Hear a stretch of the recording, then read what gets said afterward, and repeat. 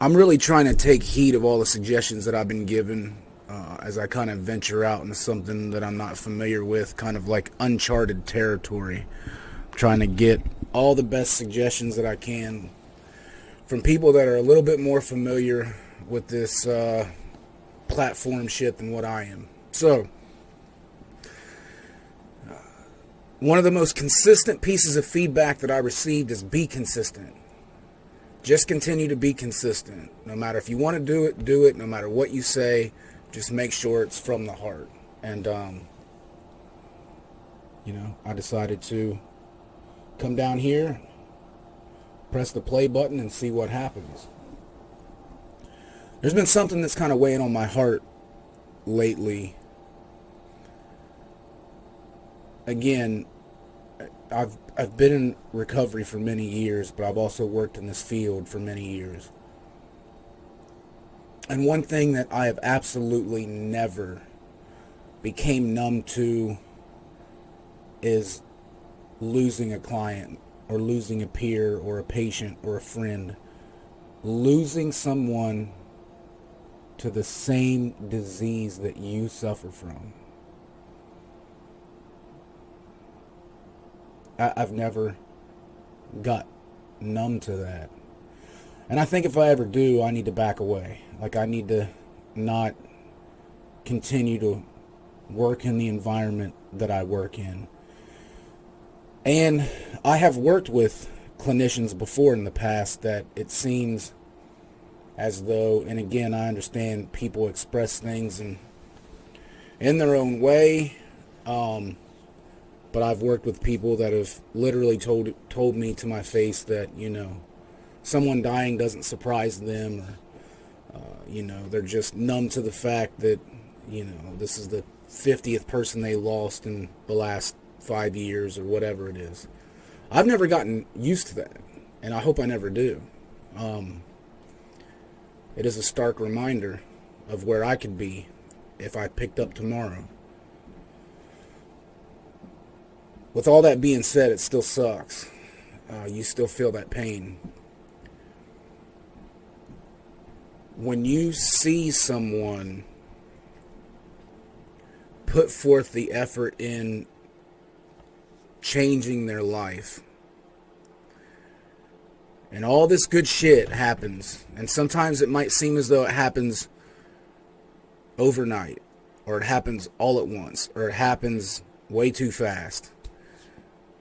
It's easy to not be vigilant. It is easy to not maintain the same thing that has kept you sober for X amount of time. If you've been sober for 6 months, you've put forth a lot of work into that 6 months, and then come the 7th month, you're thinking that all of a sudden you can cut your group schedule back by 2 days, or you can go to 4 less meetings a week. You can stop picking up the phone. You can stop communicating with people. You have figured this out. Like, you have figured addiction out. And I would be lying to you if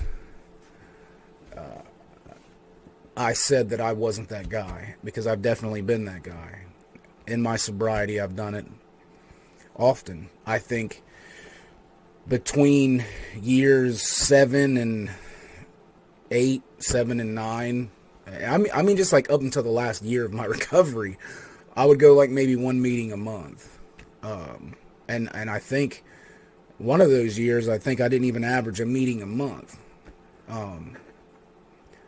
I try to tell myself that just because I work in the field and I work with people in recovery, that suffice, and that is not true. It does help. I mean, I am of service to other people. I absolutely love what I do. But Chris still has to work on Chris, and I hope I never forget that. Losing people is not easy, regardless of the circumstances. I've never gotten numb to it. I hope I never do. And I hope that every person that's watching this, if you're struggling, I hope that you are never that story that I am talking about. or that your family's talking about or that your friends are talking about. You don't have to be that story. You don't have to be that statistic. I was the type of addict that thought there was no hope. I was convinced I would die an addict's death. Convinced. 10 years later, I'm still on this journey. That journey can change tomorrow. If I stop working on myself, I'm not fooled by that by any means.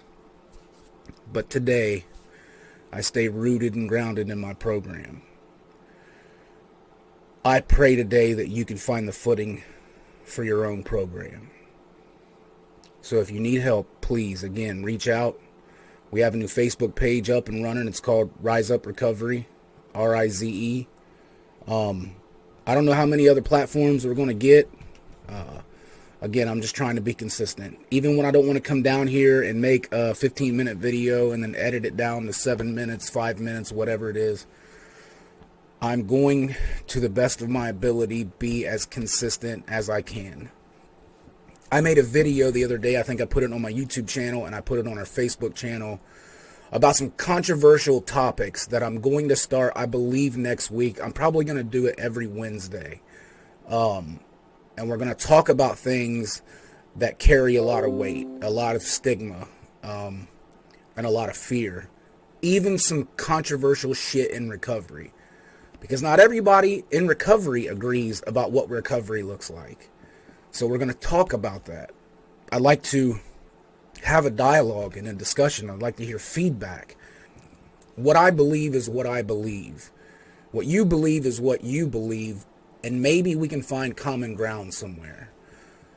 I am a big advocate for harm reduction. A big advocate for it. I was anti-harm reduction my first 5 years in sobriety. So that even tells you how much in myself that I've changed. So let's talk about it. Let's have a healthy dialogue. Let's discuss it. But regardless, let's just continue to show compassion, continue to show unity, and continue to be here for one another. Because if you're an addict and you're in recovery, you're blessed with another day. You're right where you need to be. You're with your people. We are your people. And it's sometimes we people, us people, still try to segregate ourselves if it's one program against the next or one person's way of thinking and their definition of sobriety is different from somebody else's. Fuck all that shit.